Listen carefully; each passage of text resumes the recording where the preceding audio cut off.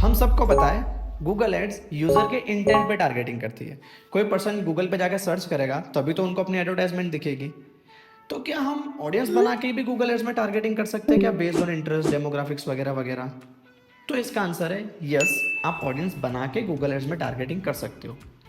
पर ये जानने के बाद हमें क्वेश्चन आता है कि इसकी ज़रूरत क्या है या फिर इससे हमें क्या हेल्प होगा अगर हम ऑडियंस बना के टारगेटिंग करेंगे तो ऐसे देखिए, गूगल एड्स जो है वो गूगल सर्च तक लिमिटेड नहीं है।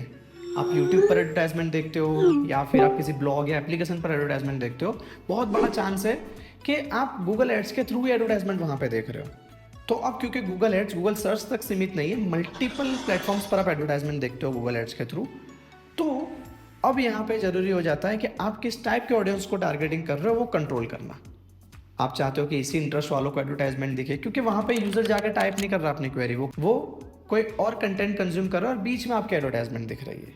ओके, तो यहाँ पर ऑडियंस को कंट्रोल करना बहुत ज़रूरी हो जाता है और इसीलिए टाइप्स ऑफ ऑडियंसेस हमें समझना बहुत ज़रूरी है। और इस वीडियो में हम इसी के बारे में बात करने वाले हैं। मेरा नाम है अफजल मेमन और मैं हूँ लोगम अकेडमी से। इस वीडियो में हम बातचीत करने वाले 7 डिफरेंट टाइप ऑफ ऑडियंसेस जो आप गूगल एड्स में बना के टारगेट कर सकते हो।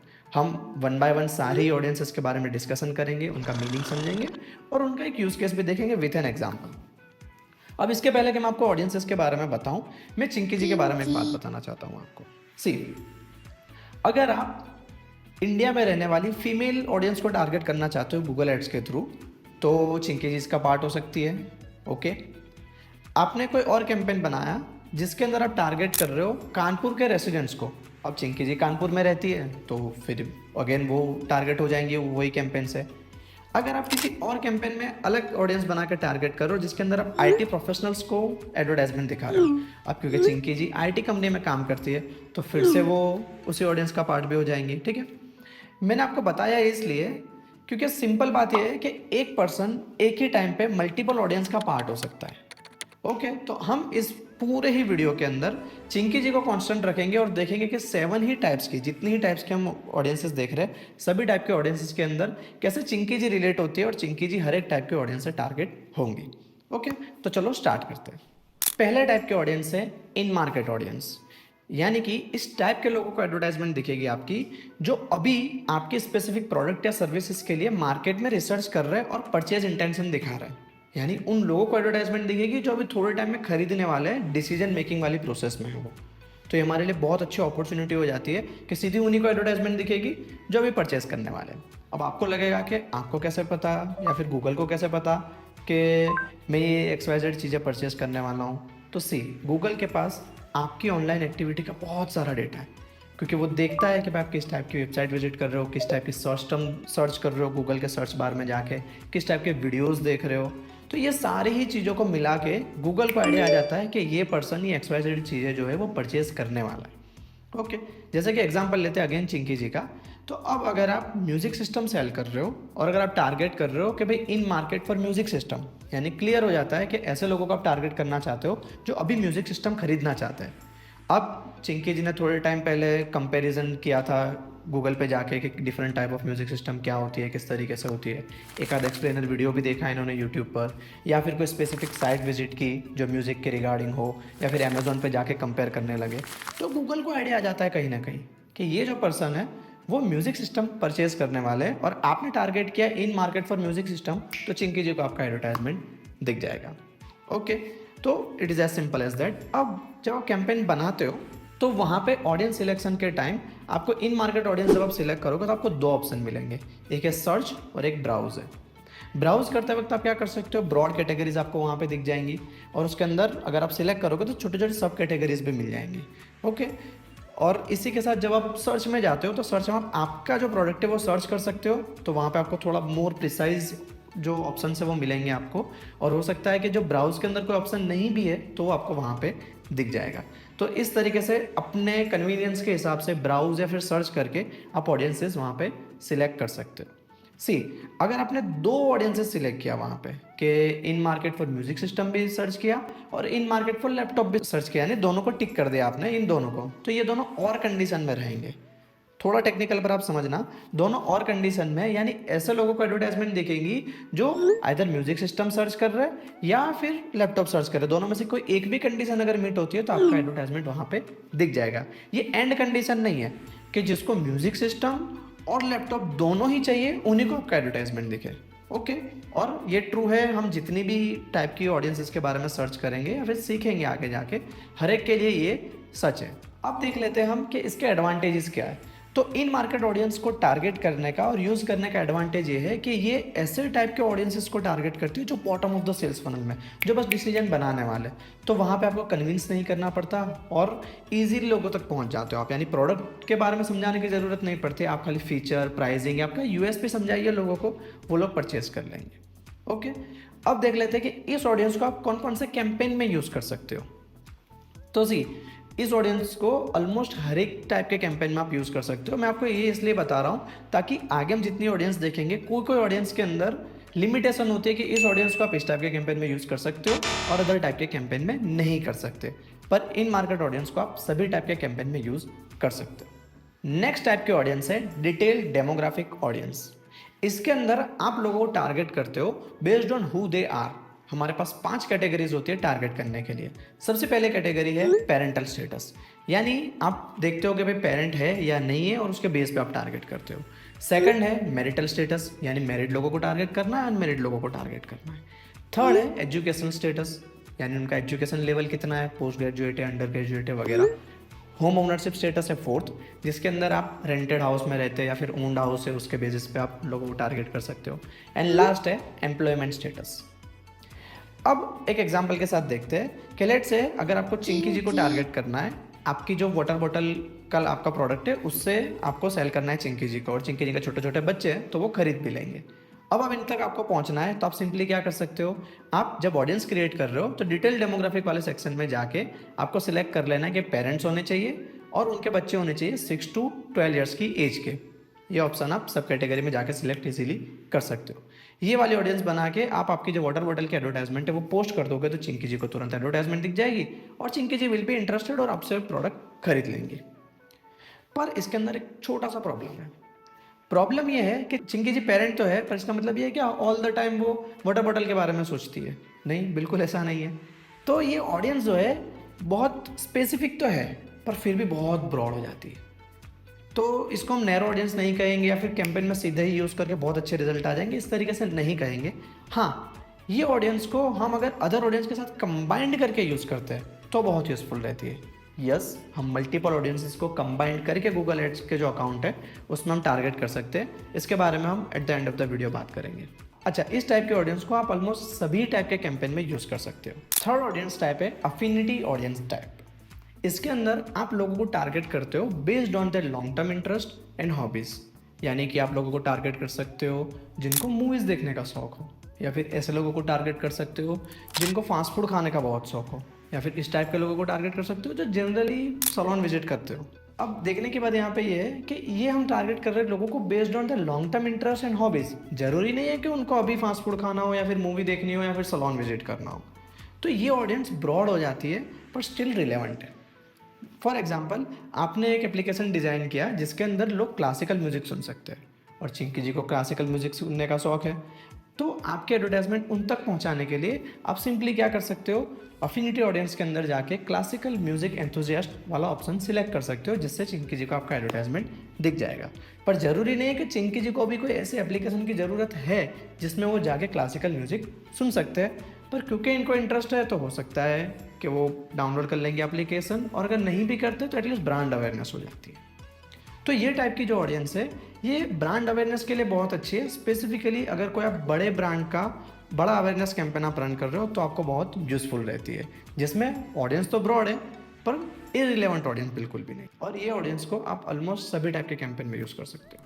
फोर्थ ऑडियंस टाइप है लाइव इवेंट सेगमेंट, यानी कि आप लोगों को उस बेसिस पे एडवर्टाइजमेंट दिखा रहे हो कि उनके लाइफ में कोई सिग्निफिकेंट चेंज आ रहा है। तो अब देखिए, किसी के लाइफ में सिग्निफिकेंट चेंज आ रहा है, इसका मतलब उनका बाइंग पैटर्न वगैरह बहुत कुछ चेंज होने वाला है, और उसी टाइम पे आप आपकी प्रोडक्ट या फिर सर्विस की एडवर्टाइजमेंट उन तक पहुंचा देते हो, तो हो सकता है उनको रिक्वायरमेंट भी हो और वो परचेज कर ले। फॉर एग्जांपल, आप टारगेट कर सकते हो लोगों को बेस्ड ऑन बिजनेस क्रिएशन, यानी कि अगर कोई बिजनेस नया क्रिएट कर रहा है या फिर अभी जस्ट करने वाला है तो बहुत सारी सर्विसेज की रिक्वायरमेंट रहेगी आप उनको, तो आप उनको एडवर्टाइजमेंट दिखा सकते हो आपकी। फिर सेकंड है कॉलेज ग्रेजुएशन, अभी कॉलेज ग्रेजुएट हो चुके हैं या फिर होने वाले हैं। उसके बाद आ जाता है जॉब चेंज, अभी जॉब चेंज जस्ट की है या फिर चेंज करने वाला है। तो ये सारी क्या हो जाती है, इंपॉर्टेंट लाइफ इवेंट हो जाती है, लाइफ पूरी बदल जाती है सारे इवेंट्स के बाद। फोर्थ है मैरिज, मैरिज हो गए हो या फिर अभी जस्ट होने वाले हो। फिर उसके बाद फिफ्थ है मूविंग, यानी कि कोई एरिया चेंज कर रहे हो या फिर कोई सिटी चेंज कर रहा है कोई पर्सन, तब आप उनको एडवर्टाइजमेंट दिखा सकते हो क्योंकि पूरा बाइंग पैटर्न और सब कुछ बस बदलने वाला है फिर से। फिर आ जाता है परचेजिंग अ हाउस, जब कोई बंदा हाउस खरीदता है तो उसके साथ साथ बहुत सारी और भी प्रोडक्ट और सर्विसेज खरीदता है, और आपकी जो प्रोडक्ट या सर्विसेज है वो इससे रिलेटेड है, हाउस परचेसिंग से रिलेटेड है, तो आप आपके एडवर्टाइजमेंट उनको दिखा सकते हो। और सेवंथ है रिटायरमेंट, अभी रिटायरमेंट ली है या फिर वो लेने वाले हैं। मैं आपको एग्जांपल से समझाता हूँ। समझिए कि आप बेच रहे हो सोशल मीडिया मार्केटिंग के सर्विसेज, आप सेल करते हो, बिजनेस को प्रोवाइड करते हो। अब चिंकी जी ने एक नया बिजनेस स्टार्ट किया है, तो अब देखिए नया बिजनेस स्टार्ट किया है तो मोस्ट प्रोबेबली ये हो सकता है कि उनको सोशल मीडिया मार्केटिंग की ज़रूरत होगी ही होगी। तो आप क्या कर सकते हो, एक लाइफ इवेंट सेगमेंट बना सकते हो, इसके अंदर आप जाकर सिलेक्ट कर सकते हो कि भाई रिसेंट जिसने बिजनेस क्रिएशन किया हो उनको मेरी एडवर्टाइजमेंट दिखानी है। तो चिंकी जी तक आपकी एडवर्टाइजमेंट पहुंच जाएगी और वो इंटरेस्टेड होंगे तो आपसे परचेज वो कर लेंगे। पर समझने की बात यह है यहाँ पे कि चिंकी जी ने बिजनेस तो क्रिएट किया है, तो ये प्रोबेबिलिटी है कि उनको सोशल मीडिया मार्केटिंग की ज़रूरत होगी, पर ज़रूरी नहीं है कि वो सोशल मीडिया मार्केटिंग चाहिए ही चाहिए उनको।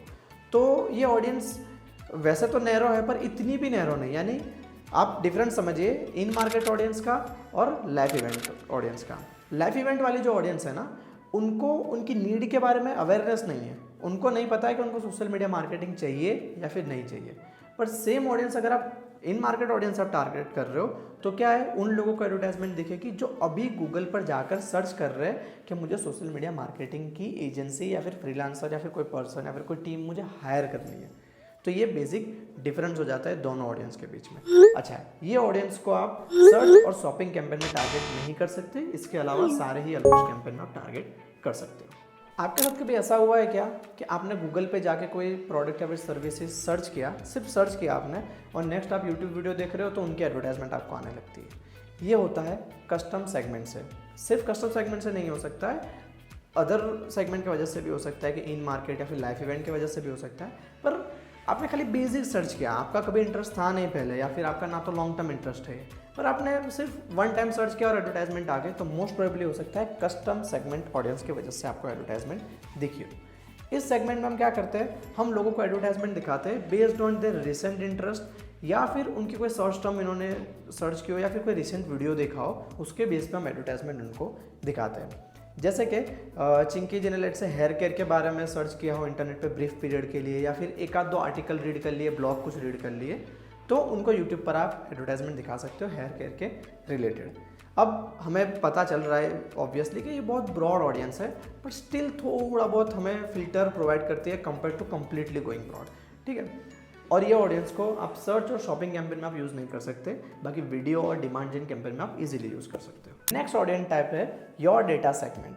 आप इजीली समझना है इसको हमें, तो आप कह सकते हो रीमार्केटिंग ऑडियंस, यानी कि ऐसे लोगों तक एडवर्टाइजमेंट दिखाना जिन्होंने पास में कभी ना कभी हमारे बिजनेस के साथ कांटेक्ट किया है। अब वो किसी भी चैनल के थ्रू हो सकता है उन्होंने आपकी वेबसाइट विजिट की हो सकता है उन्होंने आपका कोई यूट्यूब वीडियो देखा हो, या फिर आपकी जो सर्च एड चल रही है वो सर्च एड वाला जो कैंपेन था उस कैंपेन की किसी भी एड के साथ इंटरेक्ट किया हो, या तो फिर आपके पास उनका डेटा हो एक्सेल फॉर्मेट में या फिर किसी भी और फॉर्मेट में आपके पास डेटा है, तब भी आप ये वाली ऑडियंस सेगमेंट यूज़ करके आप लोगों तक एडवर्टाइजमेंट पहुंचा सकते हो। अब ये टाइप की जो ऑडियंस है वो ऑलमोस्ट सभी टाइप के कैंपेन में आप यूज़ कर सकते हो, पर इसके अंदर जो स्पेसिफिक कस्टमर लिस्ट वाला जो ऑप्शन है जिसके अंदर आप आपके पास जो एक्सेल वगैरह होती है वो अपलोड करके टारगेटिंग करते हो, वो अगर आपको यूज़ करना है तो एक छोटी सी लिमिटेशन है। लिमिटेशन ये है कि पास्ट 90 डेज में आपने कोई भी पॉलिसी वायलेट नहीं करी होनी चाहिए, और आपके अकाउंट के अंदर लाइफ टाइम में एक बड़ा स्पेंड हुआ होना जरूरी है, जिससे उनको आइडिया आ जाता है कि आप फ्रॉड नहीं करोगे और आप रैंडम ही लोगों के नंबर लेकर टारगेट नहीं कर रहे हो। अगर आपके अकाउंट में हिस्ट्री है तो एक बिलीव किया जा सकता है कि आप कहीं ना कहीं जेन्यून एडवर्टाइजर हो और जेन्यून लोगों तक पहुंचना चाहते हो। अब इसी से जुड़ा हुआ एक अदर सेगमेंट आ जाता है जो है सिमिलर सेगमेंट। सिमिलर सेगमेंट जो है वो ऑटोमेटिकली क्रिएट हो जाता है based on your data segment, यानी योर डेटा से इंस्पिरेशन लेके गूगल ऑटोमेटिकली ही बना देता है आपका जो सिमिलर सेगमेंट है वो। अब सिमिलर सेगमेंट में क्या होता है कि ऐसे लोगों तक एडवर्टाइजमेंट पहुंचती है आपकी जो योर डेटा जैसे लोग हैं। समझिए, योर डेटा में उन लोगों तक एडवर्टाइजमेंट पहुंचेगी जिन्होंने आपके बिजनेस के साथ कभी ना कभी कनेक्ट किया है, और सिमिलर सेगमेंट में ऐसे लोगों को एडवर्टाइजमेंट दिखेगी जो जैसे लोगों ने कनेक्ट किया उनके जैसे है। आप ये कह सकते हो कि लुक अलाइक ऑडियंस। अब आ जाता है सबसे इंटरेस्टिंग पार्ट, क्योंकि ये पार्ट है कंबाइंड सेगमेंट का। अब यहाँ पे आप क्या कर सकते हो, मल्टीपल ऑडियंस के बारे में तो हमने देख लिया। अब ये वाली ऑडियंस के अंदर आप दो ऑडियंस को कंबाइन कर सकते हो और फिर एक ऑडियंस बना के एडवर्टाइजमेंट कर सकते हो। और ये दो ऑडियंस जो आपने कंबाइन की उसके बीच में और कंडीशन नहीं लगेगी, एंड कंडीशन लगेगी। यानी कि आप ऐसे लोगों को टारगेट कर सकते हो जो एक ही टाइम पे साइमल्टेनियसली दो ऑडियंस ग्रुप से बिलोंग करते हो। मैं आपको एक एग्जांपल देता हूं ताकि बहुत क्लियर हो जाएगा ये। आपको अगर छोटे बच्चों के लिए DIY किट्स सेल करनी है आपको, तो आप क्या कर सकते हो, आप कर सकते हो डिटेल डेमोग्राफिक्स में पेरेंट्स को टारगेट कर सकते हो और फिर उसके अंदर कंबाइन कर सकते हो अफिनिटी ऑडियंस में DIY एंथुसियास्ट को। यानी DIY एंथुसियास्ट जो पेरेंट है उनको आप एडवर्टाइजमेंट दिखाओगे DIY किट उनके बच्चों के लिए, तो वो तुरंत ही परचेज कर लेंगे। एक और एग्जांपल ये हो सकता है कि आप डिटेल डेमोग्राफिक्स के अंदर होम ओनर्स को टारगेट कीजिए और इन मार्केट टारगेट कीजिए AC रिपेयर के लिए, यानी जो होम के ओनर है और AC रिपेयर करवाना है उनको, तो आप आपके एडवर्टाइजमेंट उन तक पहुंचा सकते हो। अब आपको सारे ही ऑडियंसेस के बारे में पता चल चुका है कि कितने टाइप की ऑडियंस होती है, कैसे यूज़ करते हैं और कैसे टारगेट करते हैं उनको। तो अब जब आप ऑडियंस बना लोगे तो वो ऑडियंस को किसी भी कैंपेन में अप्लाई करने के भी दो तरीके, उनके बारे में भी डिस्कस कर लेते हैं। सबसे पहला तरीका है टारगेटिंग एंड अदर है ऑब्जर्वेशन। अगर आपने कोई ऑडियंस बना दी और उसको टारगेटिंग करा देते हो आप, तो इससे क्या होगा, डिलीवरी बदल जाएगी। यानी उन्हीं लोगों को एडवर्टाइजमेंट दिखेगी जो ये ऑडियंस में बिलोंग करते हैं, इनके बाहर किसी को भी एडवर्टाइजमेंट नहीं दिखेगी। यानी कि अगर आपने सिलेक्ट किया कि इन market for social media marketing services, ठीक है, तो उन्हीं लोगों को एडवर्टाइजमेंट दिखेंगी जो अभी सर्च कर रहे हैं सोशल मीडिया मार्केटिंग के बारे में, या फिर इन मार्केट है देख रहे हैं, उन्हीं को एडवर्टाइजमेंट दिखेगी, इनके अलावा और किसी को नहीं दिखेगी। एट द सेम टाइम अगर आप इन मार्केट ऑडियंस को सोशल मीडिया मार्केटिंग ही टारगेट कर रहे हो, पर आपने डाला वो ऑडियंस को ऑब्जर्वेशन में अप्लाई किया, तो ऑब्जर्वेशन से क्या होगा, डिलीवरी नहीं बदलेगी। डिलीवरी जैसे लोगों को दिखने वाली थी ऐड वैसे ही दिखेगी। मैटर नहीं करता कि उन्होंने सर्विसेज के लिए सर्च किया है या फिर नहीं किया, वो इन मार्केट है या नहीं है। एडवर्टाइजमेंट हर किसी को दिखेगी, जैसे अगर आपने अप्लाई नहीं किया होता ऑडियंस तब भी दिखती, तो वैसे हर किसी को दिखेगी। पर आपको रिपोर्ट मिलेगा at the end of the period कि अगर आपने इन मार्केट सिलेक्ट किया होता तो क्या क्या रिजल्ट आ सकते हैं, या फिर आपको ये पता चलता है कि जो इसमें से जितने लोगों को एडवर्टाइजमेंट दिखाई उसमें से जितने लोग इन मार्केट वाले थे उन लोगों ने कैसे परफॉर्म किया। तो इससे क्या हो जाता है, आपके पास डेटा बहुत आ जाता है।